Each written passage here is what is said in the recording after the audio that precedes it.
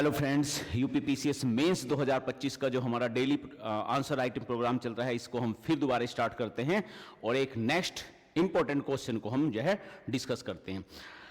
लेकिन आज के क्वेश्चन डिस्कस करने से पहले मैं आपसे एक बात करूंगा कि हमारे लिए जब हम जो है कोई भी मेंस एग्जाम देते हैं तो उसके लिए सबसे इंपॉर्टेंट चीज क्या होती है? हमारे पीवाईक्यू, प्रीवियस ईयर क्वेश्चंस हमारे लिए बहुत इंपॉर्टेंट होते हैं, क्योंकि प्रीवियस ईयर क्वेश्चंस के बेस से हम दो चीज पता करते हैं। एक तो हमारा जो मेंस एग्जाम है यूपीपीसीएस का, उसका पैटर्न क्या है, किस पैटर्न पे एग्जाम कमिश्नर किस पैटर्न पे क्वेश्चन पूछ रहा है तुमसे, ये बहुत इंपॉर्टेंट होता है। तो और बहुत सारे आपको ये भी पता है कि हमारे जो प्रीवियस ईयर क्वेश्चंस है यूपीपीसीएस में वो रिपीट भी हो जाते हैं। तो एक तो हमारा प्रीवियस ईयर क्वेश्चन का फायदा है कि अगर क्वेश्चन रिपीट हो गया तो हम उस क्वेश्चन को बहुत इजीली हैंडल कर सकते हैं।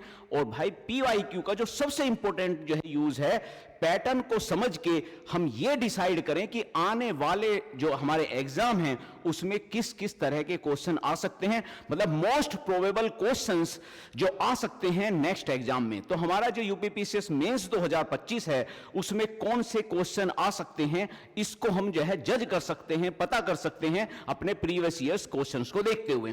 तो इसी तरीके से आज जो हम इस क्वेश्चन पे डिस्कस करेंगे वो क्वेश्चन जरा कुछ इसी तरह का है। ये क्वेश्चन ऐसा है जो मैं पिछले क्वेश्चन, अगर प्रीवियस ईयर्स के क्वेश्चंस के पैटर्न को जब हम एनालिसिस कर रहे हैं, पिछले आपके जितने भी एग्जाम हुए हैं 2018 से, तो उसके बेसिस पे हम ये चीज जज करने की कोशिश कर रहे हैं कि भाई किस तरह का क्वेश्चन आएगा, क्वेश्चन कहां से, नेक्स्ट क्वेश्चन कहां से बन सकता है। इंपॉर्टेंट चीज ये है, क्योंकि जब हम क्वेश्चन को टॉपर की तरह लिखते हैं तो हमें टॉपर की तरह थिंक भी करना पड़ेगा। और टॉपर्स की तरह थिंक करने का हमारा सबसे इंपॉर्टेंट क्राइटेरिया है कि हमें पता रहे कि मोस्ट प्रोबेबल क्वेश्चंस क्या हो सकते हैं, कहां से नए क्वेश्चंस बन सकते हैं। अब इसी कंटेक्स्ट में अगर हम देखें तो आज जो हमारा क्वेश्चन है वो कुछ इसी तरह का है, जिसमें हम ये देख सकते हैं कि क्वेश्चन कहां से बनेगा। इसी कंटेक्स्ट में हम देखें तो एक क्वेश्चन आज हम डिस्कस करेंगे कि 19वीं शताब्दी में उत्तर प्रदेश में पुनर्जागरण की प्रकृति कैसे थी। एक्चुअली में अगर आप देख रहे हैं तो हम अगर आप आर्ट, कल्चर एंड हिस्ट्री में अगर आप देखें उत्तर प्रदेश की, तो यह क्वेश्चन अपने आप में बहुत इंपॉर्टेंट है, क्योंकि कई सारे पुनर्जागरणों का जो गढ़ रहा है वो उत्तर प्रदेश रहा है और उत्तर प्रदेश में अभी तक इसके ऊपर कोई क्वेश्चन पूछा नहीं है। तो मोस्ट प्रोबेबली नेक्स्ट टाइम में यही क्वेश्चन आने के पूरे चांसेस हैं। जैसे अभी अगर आप देखें तो हर जगह आप देख रहे हो कि अब जो है यूपीपीसीएस का जो कमीशन है वो थोड़ा सा डेप्थ में अंदर घुसना चालू किया है, उसने नए नए क्वेश्चन निकाल के लेकर आ रहा है। उसी कंटेक्स्ट में ये क्वेश्चन हमारे लिए बहुत इंपॉर्टेंट हो सकता है, क्योंकि पुनर्जागरण का केंद्र रहा है यूपी और उसी लिए ये क्वेश्चन पूछा जाएगा। जैसे 1857 की क्रांति का केंद्र रहा है यूपी, उसके ऊपर क्वेश्चन पूछा गया। 1857 की क्रांति में अवध से लिंक करके क्वेश्चन पूछा गया। इसी तरीके से अगर आप देखें तो उत्तर प्रदेश बुद्धिज्म का एक सेंटर रहा है, तो बुद्धिज्म के ऊपर क्वेश्चन पूछा गया। इसी तरीके से रिनेसा की अगर हम बात करें, पुनर्जागरण की बात करें, तो उत्तर प्रदेश में वो बहुत ही महत्वपूर्ण रहा है, उसका सेंटर रहा है उत्तर प्रदेश। इसीलिए ये क्वेश्चन आना लाजमी है। 25 या 26 कभी भी आएगा, आना इसका श्योर है, ये तो पक्की बात है। ये क्वेश्चन आपको मेंस में, आने वाले मेंस के अंदर दिखना लाजमी है। तो इस क्वेश्चन को आज हम डिस्कस करते हैं बेहतर तरीके से और देखते हैं कैसे हम इसे आगे बढ़ा सकते हैं।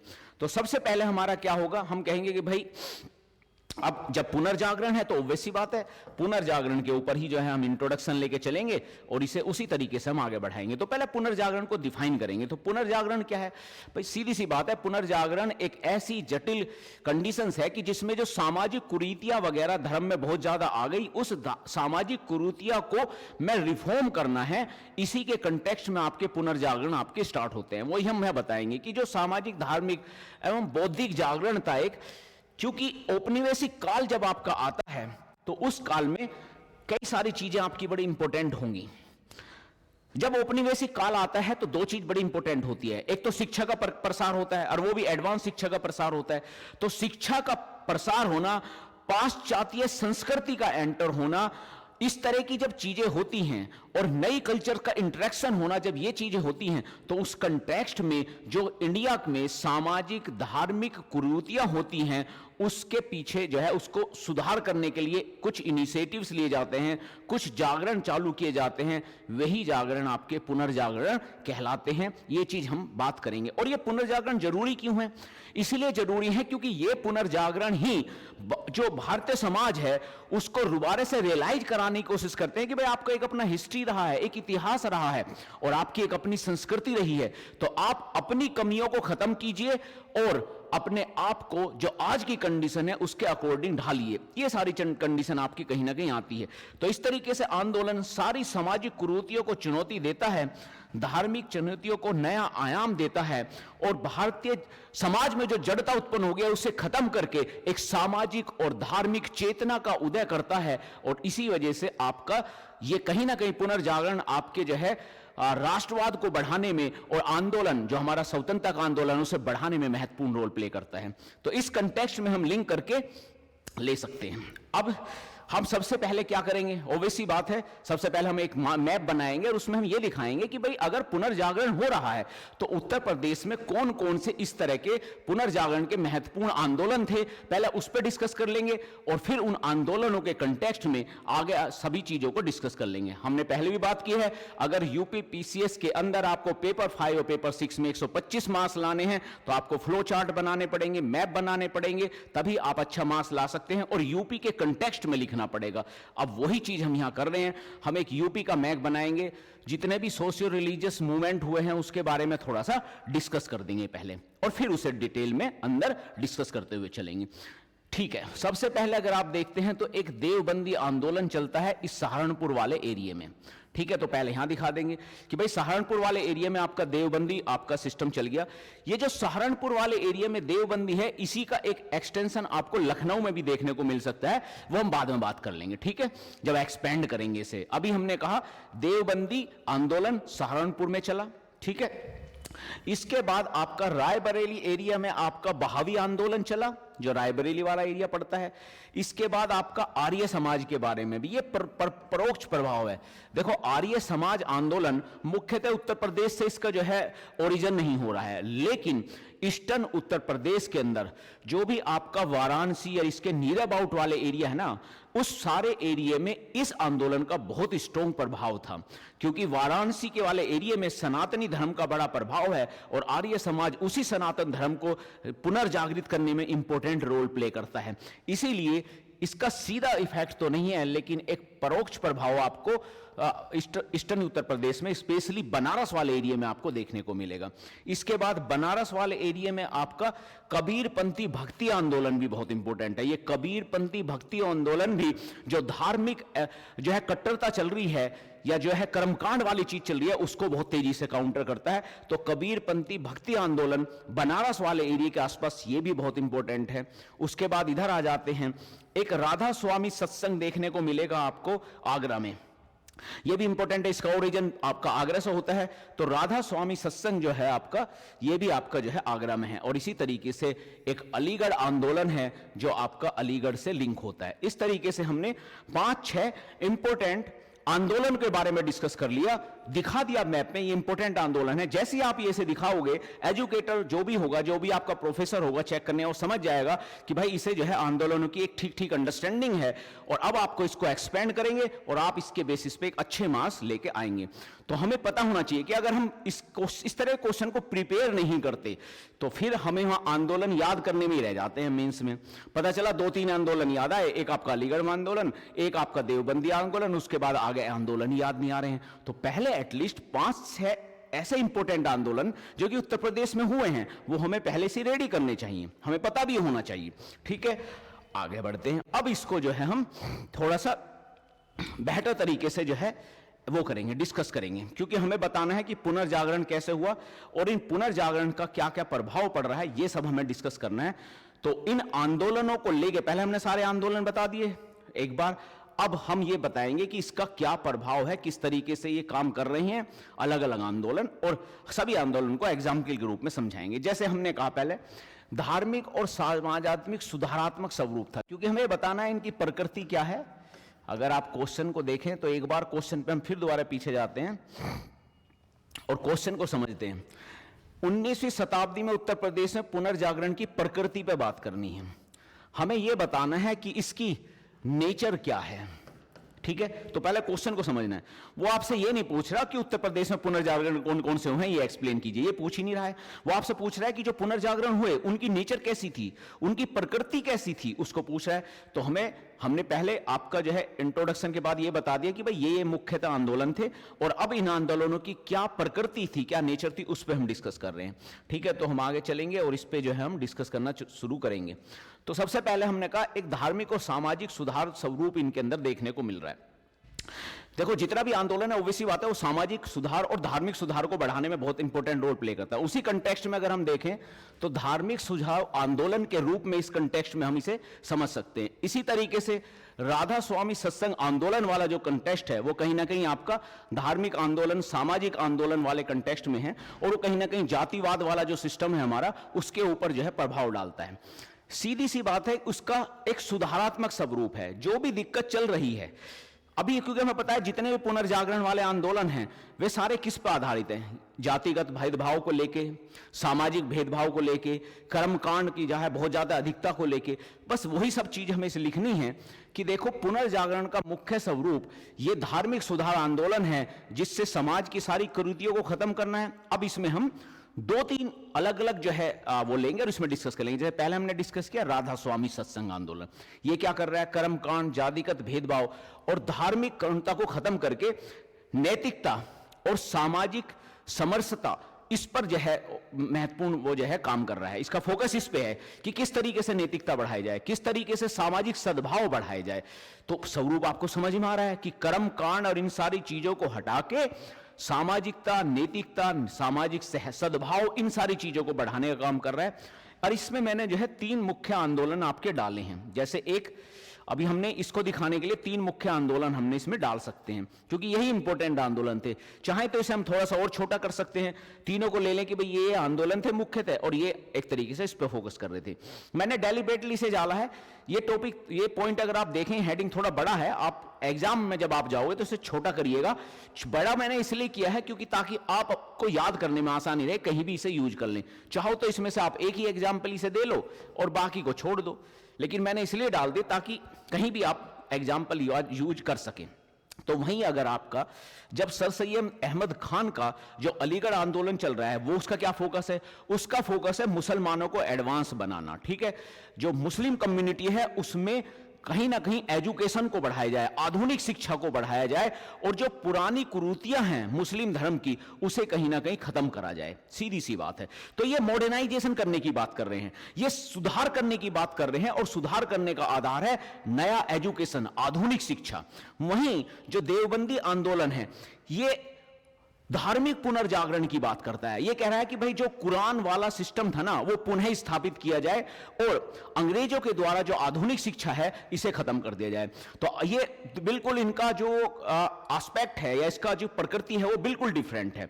जहां आपकी जो अलीगढ़ जो आपका जो है जागरण है वो आधुनिक शिक्षा पर बढ़ाने पे बात करता है, कुरीतियों को खत्म करने की बात करता है। वहीं देवबंदी आंदोलन जो है वो एक तरीके से जो धार्मिक पहली परंपरा है, प्राचीन ट्रेडिशनल, उसको पुनः स्थापित करने की बात करता है और अंग्रेजों का भी विरोध करता है और एक तरीके से जो भी धार्मिक आपका जो है मतलब जो प्राचीन शिक्षा को पे ज्यादा मतलब प्राचीन शिक्षा पे ज्यादा फोकस करता है, आधुनिक शिक्षा को नकार देता है। इस तरीके से आपको जो है आप इसमें लिख सकते हैं। अब दूसरा कंडीशन क्या हुआ, दूसरा कंडीशन ये हुआ, पहला तो आपका प्रकृति पता चल गया कि भाई किस तरीके से उसका प्रकृति का प्रवृत्त सामाजिक स्वरूप कैसे होता था। दूसरा कंडीशन है कि शिक्षा और तर्कवाद का प्रभाव था।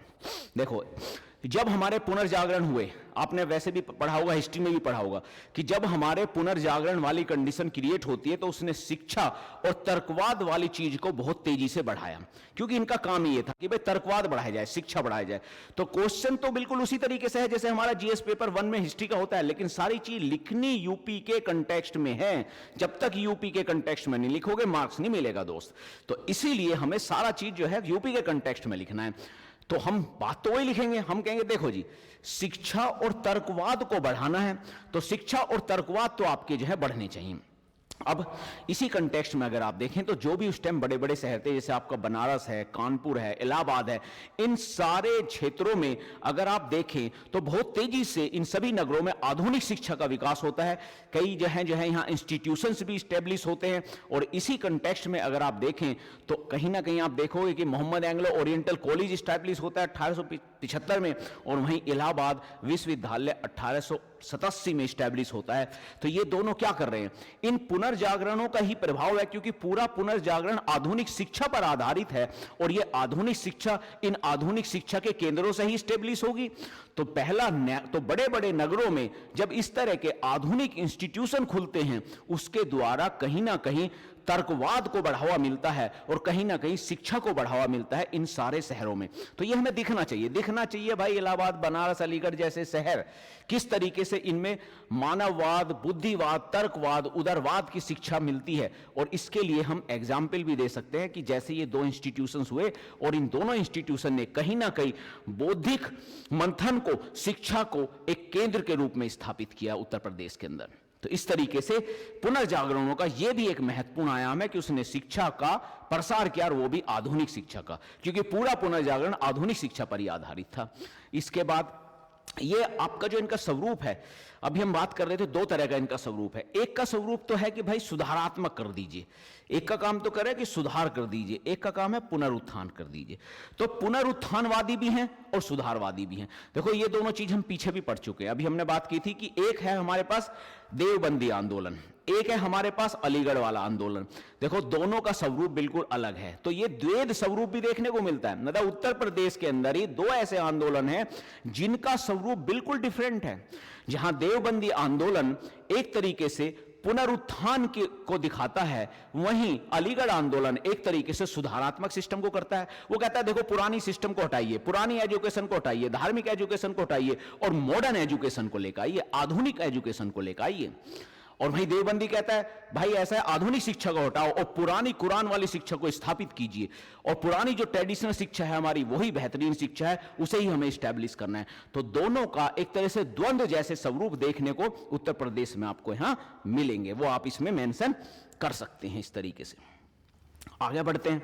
फिर इसके बाद और क्या फायदा हुआ, देखो जब इस तरह के आंदोलन चलते हैं तो इस तरह के आंदोलन में जो भाषा है, साहित्य है, इन सारी चीजों को बहुत तेजी से बढ़ावा मिलता है। क्योंकि जब आंदोलन चलेंगे तो किसी ना किसी भाषा में चलेंगे, और आंदोलन को चलाने के लिए उससे रिलेटेड कोई साहित्य भी आप जरूर बढ़ाएंगे। तो भाषा और साहित्य जैसी चीजों में का विकास होता है और सांस्कृतिक चेतना का भी विकास होता है। अब इस कंटेक्स्ट में अगर आप देखें तो दो आपका जो है भाषा बहुत तेजी से उत्तर प्रदेश में बढ़ सकती है। एक तो हिंदी है, एक उर्दू है। उस टाइम ये दो भाषाएं चलती थी। तो हिंदी और उर्दू से रिलेटेड बहुत सारी शिक्षण वाली जो पत्रिकाएं हैं, इस तरह की धार्मिक पत्रिकाएं, उन सारों का उदय होता है। ये इसका प्रभाव आपको सामने साफ साफ देखने को मिल रहा है। तो प्रभाव होता है, कैसे प्रभाव होता है अब इसका बताना पड़ेगा भाई। अब इसके अंदर अगर आप देखें तो सबसे इंपॉर्टेंट है नागरी प्रचारणी सभा 1893 में बनारस, लिखना पड़ेगा जी।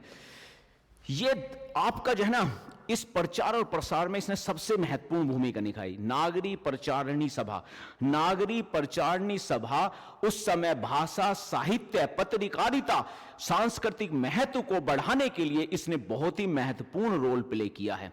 अगर आपको ये इसमें मेंशन हमेशा करना ही पड़ेगा। और ये जो हमारी धार्मिक पुनरुत्थान था या रेनेसा था, इसको बढ़ाने में इन्होंने बहुत महत्वपूर्ण रोल प्ले किया है। अब देखिए फिर इसके बाद अब एक नव शिक्षित मध्यम वर्ग का उदय होता है। क्योंकि देखो भाई अब होता क्या है कि जो ये आंदोलन चल रहा है, आपको भी पता है जितना भी ये पुनर्जागरण वाला आंदोलन चला था भाई, ये चला कहां था, शिक्षा पर आधारित था। शिक्षा पर आधारित तो चलाएंगे कौन, एजुकेटेड लोग चलाएंगे। वो एजुकेटेड जो वेस्टर्न एजुकेशन लेकर आए हैं, वे लोग यहां आते हैं, वेस्टर्न एजुकेशन लेके यहां वेस्टर्न एजुकेशन लेते हैं। वे लोग ही एक तरीके से जॉब भी ले लेते हैं गवर्नमेंट में और मध्यम वर्ग के रूप में स्टैब्लिश होते हैं। तो शिक्षित मध्यम वर्ग का उदय होना चालू होता है ब्रिटिश के टाइम से ही। और ये शिक्षित मध्यम वर्ग आज भी बहुत महत्वपूर्ण रोल प्ले करता है, सरकारों को पलट देता है, सिस्टम को बदल देता है। और आज भी जो हमारी धार्मिक चेतना को या सामाजिक चेतना को बदलने के लिए यही मध्यम वर्ग जो है महत्वपूर्ण रोल प्ले करता है। तभी से ये मध्यम वर्ग का उदय होता है शिक्षित रूप में, और ये महत्वपूर्ण रोल प्ले करना चालू कर देता है। तो मध्यम वर्ग का उदय हो रहा है, नए शिक्षित मध्य वर्ग का उदय हो रहा है, और यही वर्ग क्या कर रहा है, अंततः चल के इस पुनरुत्थान को, इस पुनर्जागरण को, एजुकेशन के इस उत्थान को कनेक्टेड कर देता है राष्ट्रीय आंदोलन से। और इस तरीके से यही मध्य वर्ग आखिर में एक राष्ट्रीय आंदोलन को बढ़ावा देता है। इसीलिए जब हम कहते हैं कि राष्ट्रीय आंदोलन और राष्ट्रवाद की भावना के बढ़ने में यह पुनरुत्थान बहुत महत्वपूर्ण रोल प्ले करता है। इसका जो प्रभाव है वो मात्र धार्मिक या सामाजिक कुरीतियों को खत्म करने के लिए नहीं है, सिर्फ इसका बहुत बड़ा प्रभाव है। यह राष्ट्रीय आंदोलन को भी बढ़ा रहा है, भाषाओं को बढ़ा रहा है, हम देख ही रहे हैं पीछे बहुत सारी पत्रिकाओं तक को भी बढ़ा रहा है, नए वर्ग का उदय करने में महत्वपूर्ण कर रहा है। अभी हम आगे पढ़ेंगे कि वुमेन्स की एजुकेशन को भी बढ़ाने में बहुत इंपॉर्टेंट रोल प्ले कर रहा है। तो इस तरीके से इसमें हम देखेंगे। वुमेन्स का भी आप इसमें डाल सकते हैं, क्योंकि वुमेन्स के उत्थान में उनको एजुकेशन देने में भी यह आंदोलन बहुत ही महत्वपूर्ण रोल प्ले करता है। यह हमें जो है चीजें समझ में आनी चाहिए। इस तरीके से हमने पुनर्जागरण का जो उत्थान था वो सारा पढ़ा। वैसे तो क्वेश्चन आपका हिस्ट्री में भी ऐसा मिलना है, लेकिन इसमें आपको उत्तर प्रदेश के स्पेसिफिक सारी चीजें डालनी पड़ेगी जो मैंने इसमें डाली है। इस तरीके से आप क्वेश्चन लिखेंगे तो बेहतर मार्क्स आप ले पाएंगे। अब हम आगे बढ़ते हैं। अब हम इसमें बता सकते हैं कि भाई ठीक है, ये जो पुनर्जागरण है इसको हम बता दें कि भाई ये एक मध्यम वर्गीय आंदोलन है, सुधारवादी आपका आंदोलन है, और एक तरीके से सामाजिक धार्मिक स्वरूप का था। इसकी वजह से क्या होता है, इससे एक तर्कवाद का उदय होता है। इससे तर्कवाद का भी उदय होता है, भारतीय परंपरा का समन्वय भी होता है। इसमें दोनों चीजें देखने को मिलती है। जहां पाश्चात्य तर्कवाद का इसमें यूज होता है, क्योंकि वेस्टर्न एजुकेशन आ रही है, पाश्चात्य तर्कवाद का जहां उदय होता है, वहीं साथ साथ में भारतीय संस्कृति और भारतीय परंपरा का भी पुनरुत्थान होता है। तो दोनों का कॉम्बिनेशन है। तो हमारे यहां जो रिनेसा हो रहा है ना, वो दोनों का इफेक्ट है। एक तो हमारी प्राचीन जो धार्मिक सांस्कृतिक सिस्टम है उसकी वजह से भी हो रहा है, और आधुनिक शिक्षा की वजह से, दोनों के मिश्रण से। ये इसलिए जो भारतीय पुनरुत्थान है ना, वो वेस्टर्न के पुनरुत्थान से या इस तरीके से पुनर्जागरण से काफी अलग है। इसका जनाधार सीमित था, फिर भी ये आधुनिक उत्तर प्रदेश की वैचारिक एवं सांस्कृतिक नींव रखता है, और आगे चल के यही एक तरीके से राष्ट्रीय चेतना का विकास भी करता है। क्योंकि उत्तर प्रदेश में जो सामाजिक धार्मिक आपका जो सुधार होता है और जो चेतना आती है, उसकी नींव इसी के द्वारा रखी जाती है। वैसे तो सीमित है। सीमित कैसा है, क्योंकि नगरों में ज्यादा फैला हुआ है, गांव के लेवल तक बहुत ज्यादा नहीं है, सीमित है। इसके जो जिस कंटेक्स्ट पर खड़ा हुआ है वो भी सीमित है, लेकिन फिर भी हम ये कहेंगे कि कहीं ना कहीं सामाजिक आर्थिक चेतना को बढ़ाता है, और अंततः राष्ट्रीय चेतना के पुनरुत्थान में या राष्ट्रीय चेतना बढ़ाने में, राष्ट्रवाद को बढ़ाने में भी बहुत महत्वपूर्ण रोल प्ले करता है ये पुनरुत्थान। बहुत इंपॉर्टेंट क्वेश्चन है, मुझे लगता है कि डेफिनेटली आपका जो है आ सकता है, मेंस में कभी भी आ सकता है, आएगा श्योर, ये पक्की बात है। तो आप डेली आंसर राइटिंग करते रहिए। Thank you.